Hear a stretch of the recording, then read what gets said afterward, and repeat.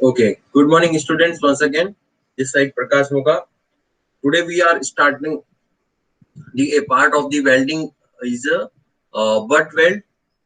In the butt weld, we will also discuss about the specification of butt joint, butt weld, and second is to the design stress in the butt weld. Then second अपना जो topic रहेगा वो है एक numerical question solve करेंगे on the flat weld. Keep the scientific calci in your hand. Okay, when will start the numerical question. तो first topic जो है आज स्टार्ट करने के से पहले मैं बता देता हूँ कि फिलेट वेल्ड के अपन ने एक तो स्पेसिफिकेशंस और डिजाइन स्ट्रेस को in the lecture 9 I think we have already discuss. Okay, now coming to the butt joint. Butt joint के अंदर वेल्ड जो किया जाता है उसको बट वेल्ड कहते हैं. अब एक्चुअल में ये बट जॉइंट जो है उसके लिए आपने बट वेल्ड किया वो there are the different types of like first कि वो एक तो फर्स्ट क्लॉज देखना कि incomplete penetration. Okay, means single side, इसको बोलते हैं incomplete penetration means single side butt weld. Okay, now coming to the second is a complete penetration या double side butt weld. Okay, तो इन दोनों के केस में अलग अलग स्पेसिफिकेशन है. ओके, इन दोनों के केस में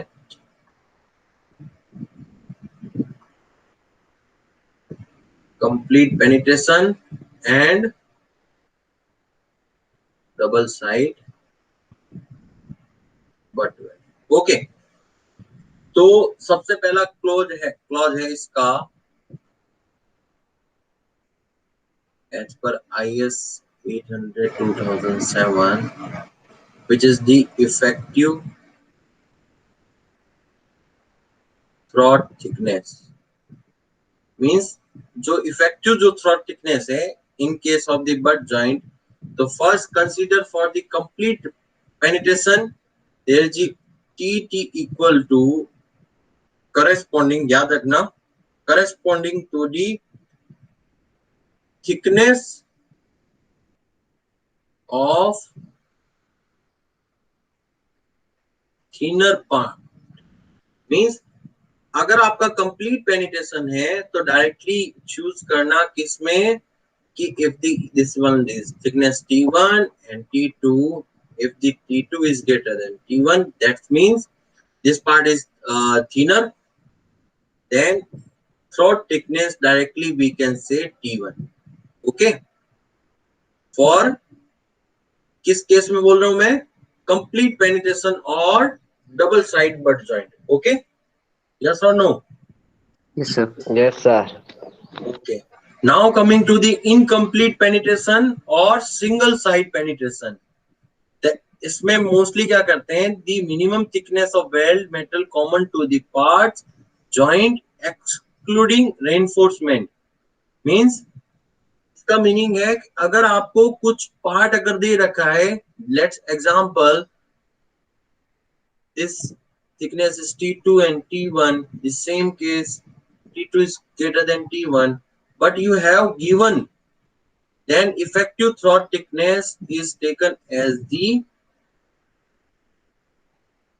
common part. means जो वेल्ड मेटल का कॉमन पार्ट है, कॉमन पार्ट उसकी थिकनेस अगर आपको डेटा दे रखा है, means if I am coming to this point, mark करना, देखना ध्यान से देखना, if I coming this point means इतना पार्ट क्या है, कॉमन है एंड इसकी थिकनेस है let's assume TE, then we can say the throat thickness equal to TE. Okay, yes और no? Yes, sir. But in special case अगर आपके पास data ना अवेलेबल हो then TT can be taken as 5 times of 8 divided by the inner thickness. Okay, that means T1 in our case. Okay, तो butt weld के लिए अपन ने effective throat thickness find out करने के लिए और as per the IS code के अकॉर्डिंग, तो फर्स्ट तो आपको डिफरेंशिएट करना है either the it is incomplete penetration means single side butt weld, and the second is the complete penetration that means double side butt weld. Okay, then अगर double side है तो बिल्कुल simple है, directly use करना है, क्योंकि जितनी thickness thinner part में ओवरलैप हो रही है या वेल्ड हो रही है, वही उसकी क्या हो जाएगी, throat thickness. Okay, but in the special for the incomplete penetration, if you have data given weld metal common part thickness, you can directly take, or if you have not data given, you consider 5 by 8 times of the inner thickness. Okay, let now moving to the another specification of the butt joint, which is the effective length. क्या है इसकी effective length? Okay, अब अपन इसकी effective length अपन पढ़ेंगे किसकी, butt weld की. Effective length क्या होती है, कौन बताएगा? एली, एली बताया था ना मैंने, फिलेट वेल्ड में एली क्या बताया था?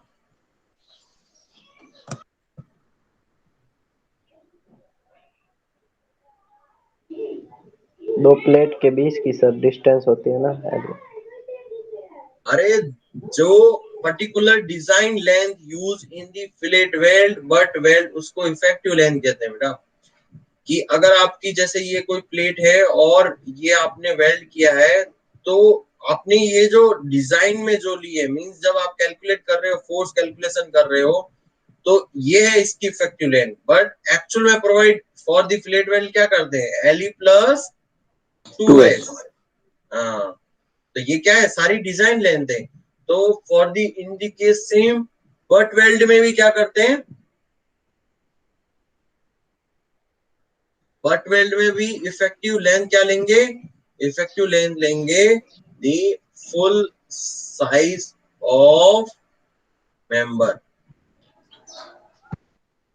फुल साइज मेंबर में मींस अगर ये बट वेल्ड किया है फॉर प्लान, अगर इसमें ये है, तो बट वेल्ड तो सिर्फ यहीं पे होता है, यस और नो. तो पर्टिकुलर इसकी जो इफेक्टिव लेंथ होगी वो क्या होगी, width of the member W. then we can say कि effective length of a butt weld equal to full size of member, full size of member W. Okay,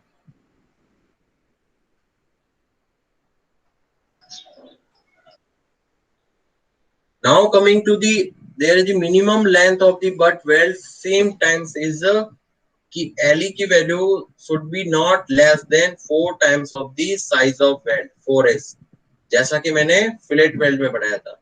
आपने fillet weld जो मैंने पढ़ाया था उसके स्पेसिफिकेशन आपने रिमेम्बर किया या फिर कुछ देखा नहीं आपने, वापस कुछ पढ़ा था? Yes sir. ओके, तो इफेक्टिव लेंथ भी इसकी मिनिमम कितनी है, 4 टाइम्स ऑफ दी एस है ना, ये एस है small. Okay, yes sir. now coming to the for the special type of butt weld, which is the intermediate butt weld. जैसा कि नॉर्मली आपने आपने उसमें भी देखा था,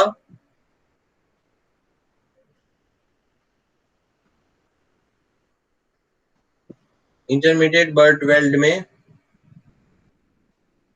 इसमें जो इफेक्टिव लेंथ जो है, इंटरमीडिएट बट जॉइंट कैसा होगा, मान लो आपकी विड्थ ऑफ द प्लेट जो है वो बहुत ज्यादा है. ओके, और you provide butt weld just like this, ऐसे प्रोवाइड कर रहे हो. ओके, इंटरमीडिएट की सर तरफ।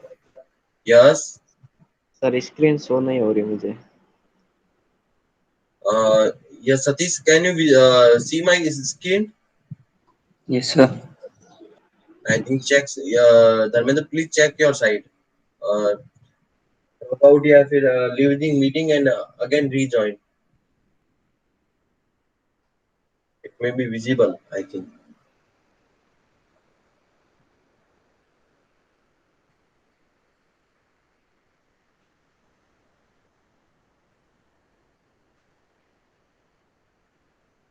Yes Dharmendra. Yes sir visible. Okay, very good. Where is Vivek and other persons? Have you idea? Sir no idea. No. Okay.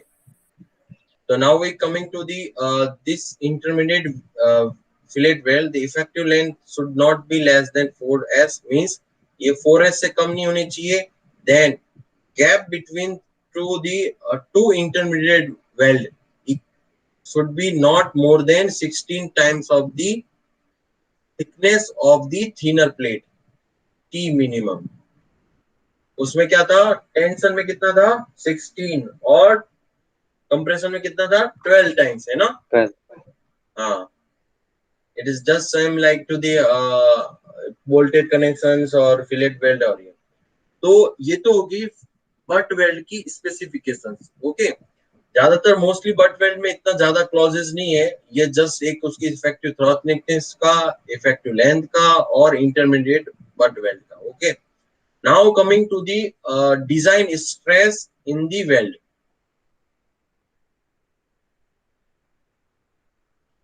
Design stress in butt welds. Okay.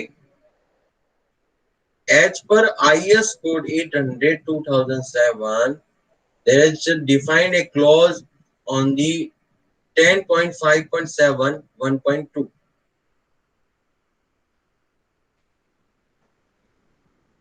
which is directly showing language क्या बोल रहा है, butt welds shall be treated as parent metal, okay, with a thickness equal to the throat thickness. Means जब आप उसका effective area find out करोगे, there will be consider the throat thickness TT, and the stretches shall not exceed those permitted in the parent materials, metal या metal. Okay, ये लिखा हुआ है आपके डायरेक्टली इसमें फिलेट वेल्ड, ये सॉरी बट वेल्ड. ओके, तो इस लाइन का क्या मैं कह सकता हूं, I can conclude that if this parent material के बारे में क्या बोल रहा है, parent metal के बारे में बोल रहा है कि बट वेल्ड की जो स्ट्रेंथ है इट इज जस्ट सिमिलर और same to the parent material. तो we can say parent material की कितनी है भाई, पेरेंट मेटल की अगर पेरेंट मटेरियल कितना ईल्ड हो सकता है भाई, Fy ईल्ड हो सकता है. Okay, and for factor of safety for yielding,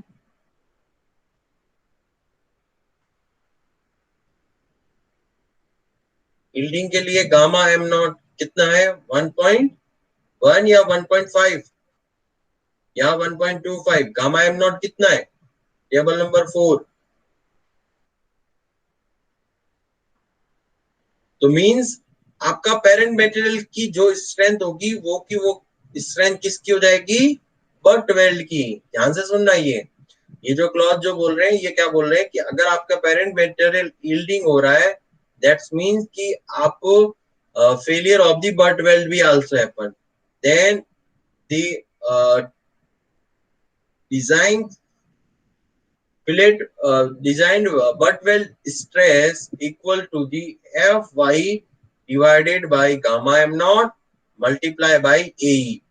AE इसमें क्या है, same to same effective cross sectional area, shear area, which is the LE effective length multiply by V throat thickness. ये है आपका expression for the, ये लिख लो क्योंकि code में नहीं दे रखा. ओके, नोट डाउन कर लियो. FW means design stress in the butt weld equal to the parent material की स्ट्रेंथ मींस यील्डिंग में जो स्ट्रेंथ है वो मल्टीप्लाई बाय ए का मतलब इफेक्टिव एरिया। ओके, यस और नो? Yes sir. ओके, तो ये नोट डाउन कर दिया formula? Yes. Okay, yes sir.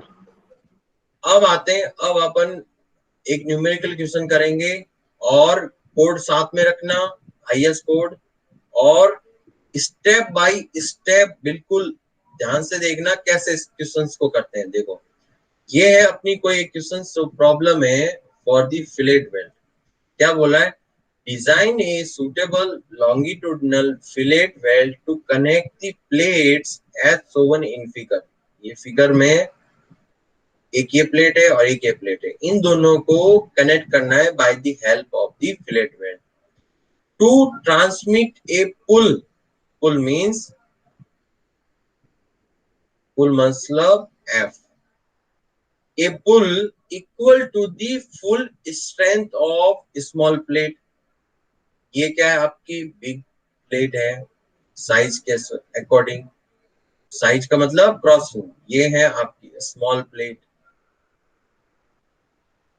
And given that plates are 12 mm, दोनों प्लेटों की थिकनेस कितनी दे रखी है? 12 mm। T1 and equal to T2 equal to 12 mm, and the grade of plates is 410। Fe 410 दे रखा है grade of the plate, which directly means इसको क्या करेंगे? Fu। Fu कितना लिखूं यहाँ पे, कौन बताएगा? अगर प्लेट का ग्रेड ये दे रखा है तो Fu कितना लिखूं मैं? बताया था ना एक दिन कि ये जिस तरह, हाँ यस सतीश, कितना लिखो Fu? 400। 400? 400 लिखो या 410 लिखो? देखो, आरसीसी में जो रेनफोर्स बार होती है उसमें आपने ग्रेड ऑफ द स्टील जो है रेनफोर्स बार का वो लिखते हैं Fu 500, Fu 400, Fu और अलग अलग Fu 250। तो इसी तरह प्लेट्स के या फिर पर्टिकुलर स्टील के जो ग्रेड है उसको लिखने के लिए Fu और उसके आगे लिखी होती है उसकी अल्टीमेट क्या स्ट्रेस, ना कि yield stress. Okay, then Fu लिखना है आपको डायरेक्टली जो दे रखा है न्यूमेरिकल वैल्यू 410, और ये जो सारे जो प्लेट्स और ये जो ग्रेड्स होते हैं ये मोस्टली कितने पे यील्ड होता है? 250 मेगा पास्कल। ये चीजें याद रखने की जरूरत है। इसको तो डायरेक्टली इस तरह शो करो, और उसकी यील्ड जो स्ट्रेस है वो डायरेक्टली कितनी शो कर रही है? 250। ओके, अब देखो, अब अपने को फाइंड आउट करना है full strength of small plate. Okay, तो आपको मैंने बताया था किसी भी प्लेट की स्ट्रेंथ जो है, tensile strength of A solid plate TDG। ये फॉर्मूला किसको याद है, कौन बताएगा? ये मैंने इससे ये वाली क्लास नहीं, उससे पहली वाली क्लास, प्रीवियस क्लास में कराया था। TDG Fy divided by gamma m naught yes, very good, multiply Ag। AG, very nice. तो Fy मींस उसकी yield stress of the parent material, gamma m naught means factor of safety for the yielding, Ag means उसका gross section area. Then Ag निकालेंगे, क्या करेंगे? Width multiply by thickness. Small plate निकालेंगे भाई, small plate की thickness के मतलब जो स्ट्रेंथ है वो स्मॉल प्लेट के बराबर है। तो B कितना लिखूं? B कितना यहाँ से यहाँ कितना है? 100 mm. 100 mm. Very nice. तो 100 mm मल्टीप्लाई बाई थिकनेस. अब प्लेट की थिकनेस कितनी गिवन है? 12 mm. 12 mm. तो कितना हो गया? 1200 mm square. Now coming to the TDG. ये इक्वल टू कितना है? ये क्या बोल रहा है? Total full strength. फुल मतलब जितना इस पे फोर्स लगेगा उसकी वैल्यू इसकी डिजाइन टेंसल कैपेसिटी जो है उसके बराबर है. तो pull equal to F5 means 250 divided by gamma M not.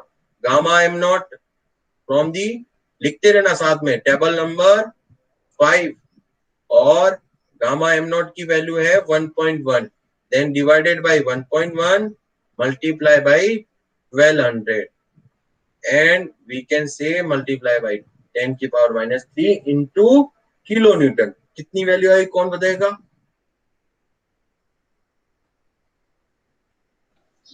272 kilometer. 272.72 2.72. Kilo newton. Okay, that means अब इस प्लेट पे कितना फोर्स लग रहा है? 272.72 किलो न्यूटन. ये फोर्स लग रहा है अब इस पे ऊपर. F equal to 272.72 kilo newton. Okay,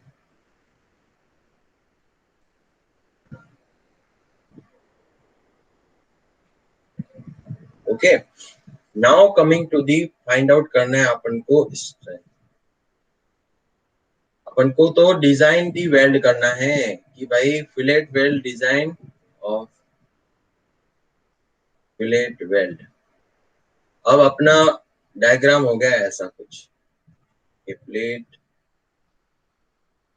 और इसके ऊपर दूसरी प्लेट,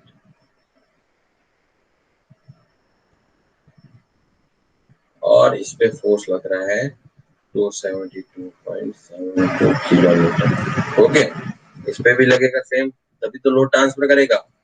और ये जो थिकनेस थी ये है आपकी 100. Okay, now coming to the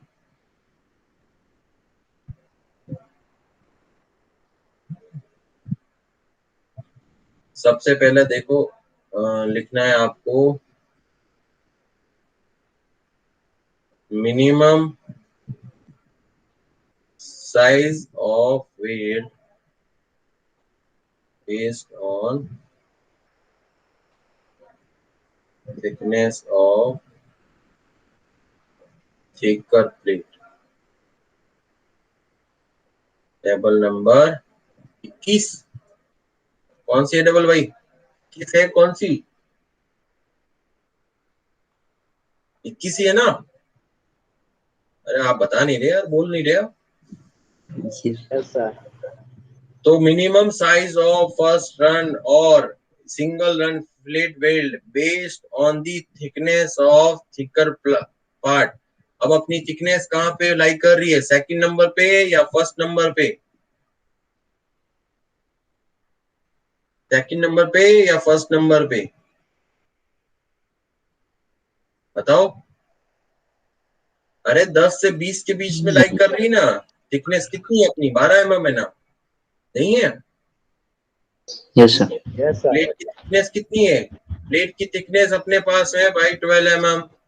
So from the table number 21 we can say size of fillet weld equal to 5 mm.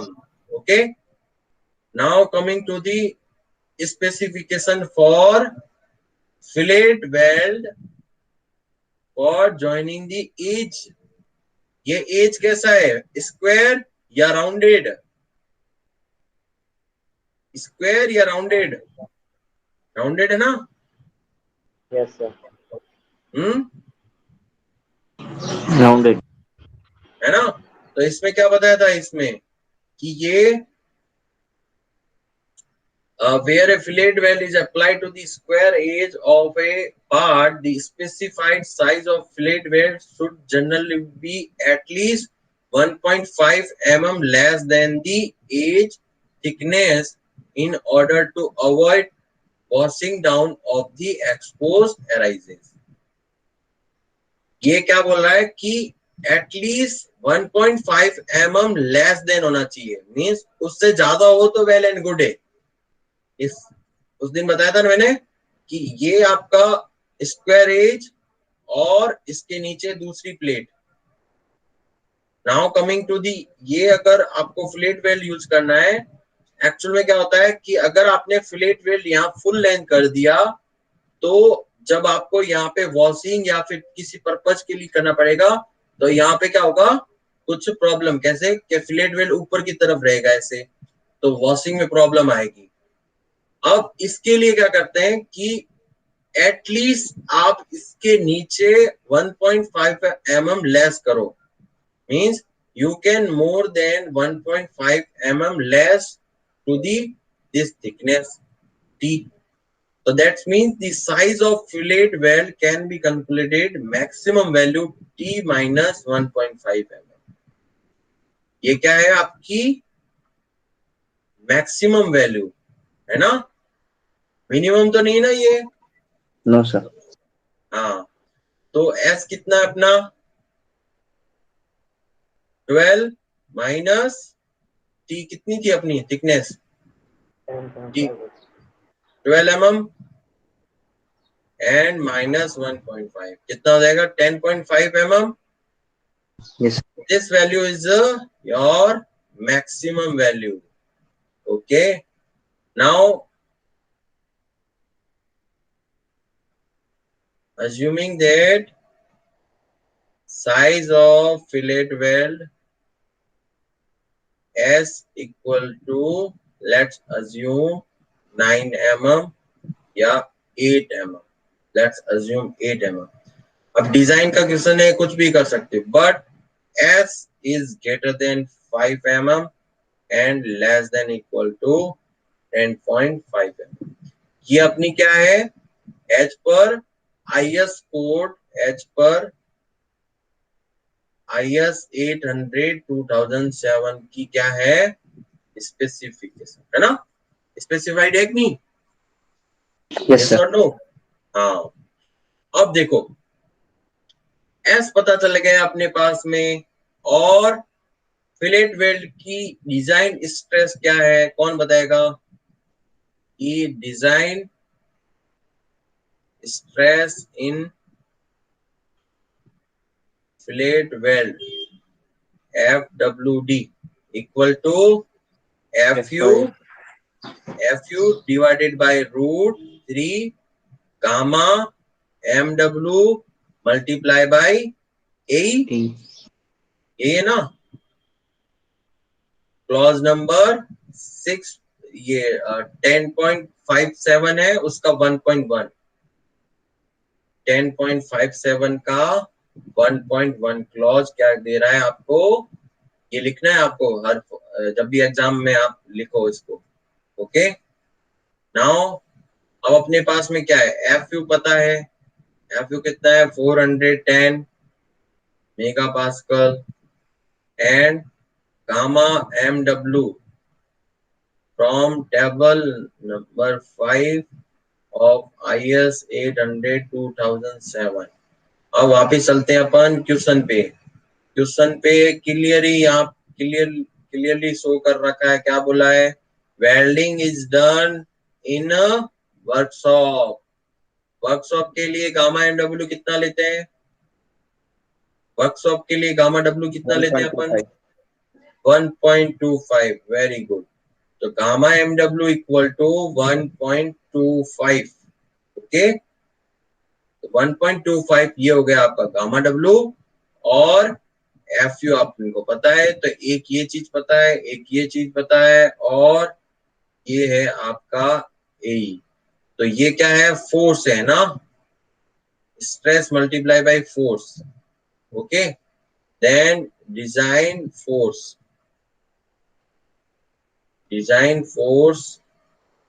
Equal to F U कितना 410 √3 गामा डब्ल्यू।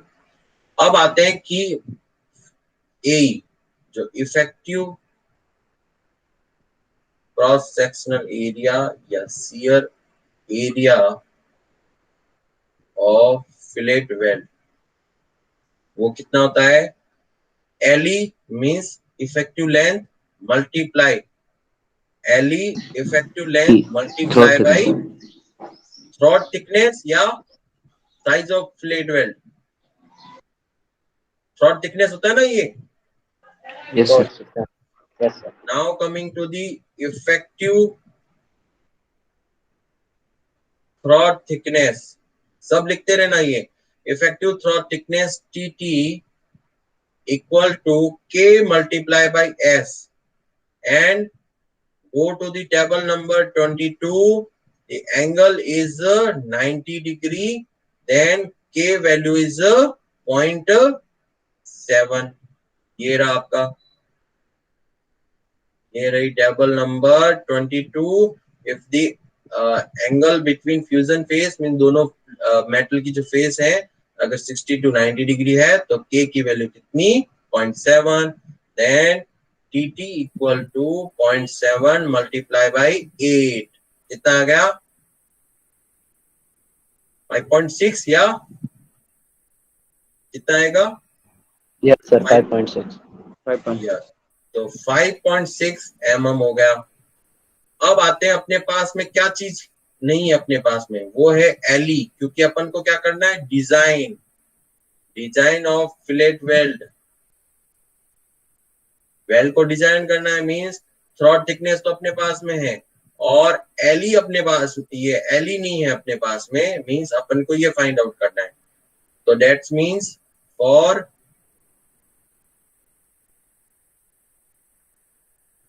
सेफर साइड और resistance provided by fillet weld, FWD should be greater than F pull, external force. Yes, sir. Okay, तो FW कितना है अपना? 410 divided by √3 gamma MW for works of 1.25 LE multiply by TT. TT कितना था? 5.6 multiply by LE is greater than, पुल कितना है? 272.72 kilo Newton है ये, ध्यान रखना। तो किलो न्यूटन की जगह मैं 10 की पावर 3 कर देता हूँ। ओके, तो then final expression is LE। LE is greater than, बताओ, लिखो कितना आया ये LE, जल्दी कैलकुलेट करके बताओ।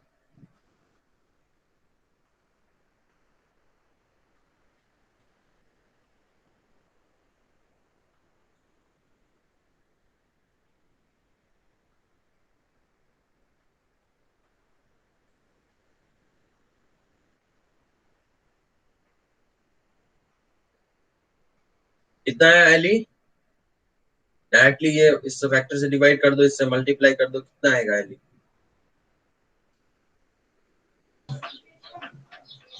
7, 5, हाँ बताओ। 3.5,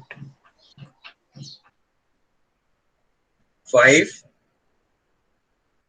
3.13, 7.5 3.13 mm. 3.13 mm.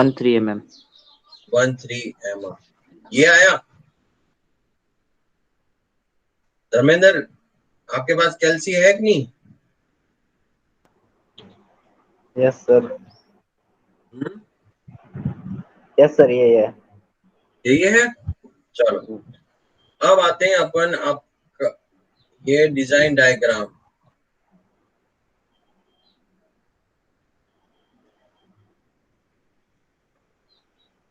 ये आपकी main plate,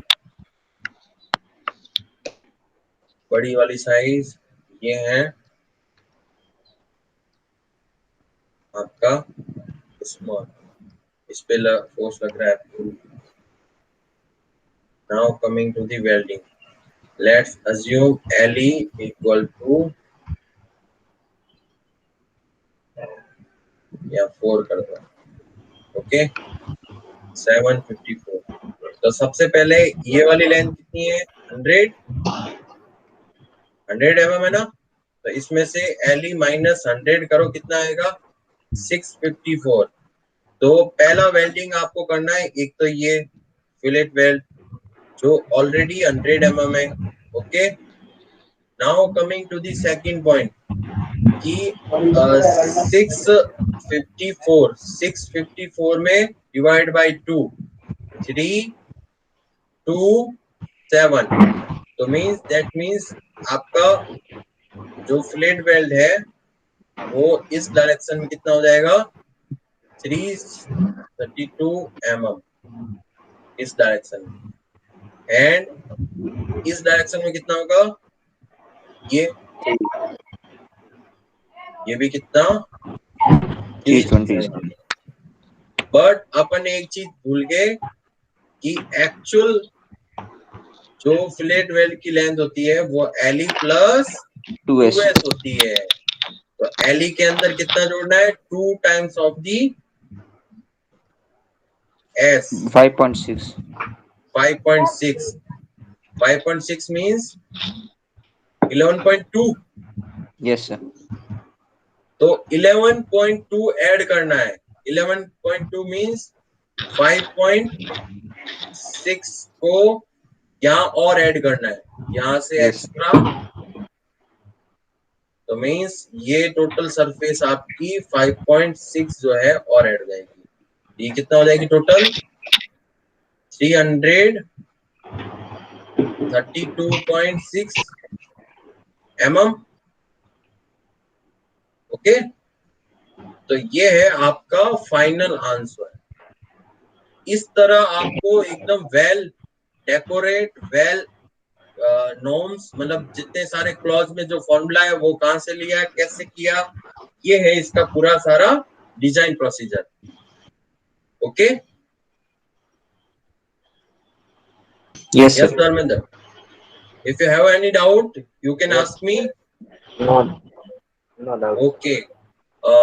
In the further next tomorrow class, we will discuss about the there are the specification for fillet weld for eccentric connection। Means same to same bolted connection में अपन centric पढ़ लिए थे, उसके बाद eccentric connection पढ़ा था। अब अपन weld में भी eccentric connection पढ़ेंगे, जिसमें ब्रैकेट कनेक्शन जो है टाइप 1 और टाइप 2, उसके केस में भी अपन ये जो वेल्ड की जो स्ट्रेसेस हैं, क्रिटिकल जो स्ट्रेसेस हैं या क्रिटिकल जहां पे मैक्सिमम जो फोर्स लगेगा वो भी फाइंड आउट करेंगे। Okay yes sir okay thank you for attending the class. Sir, sir,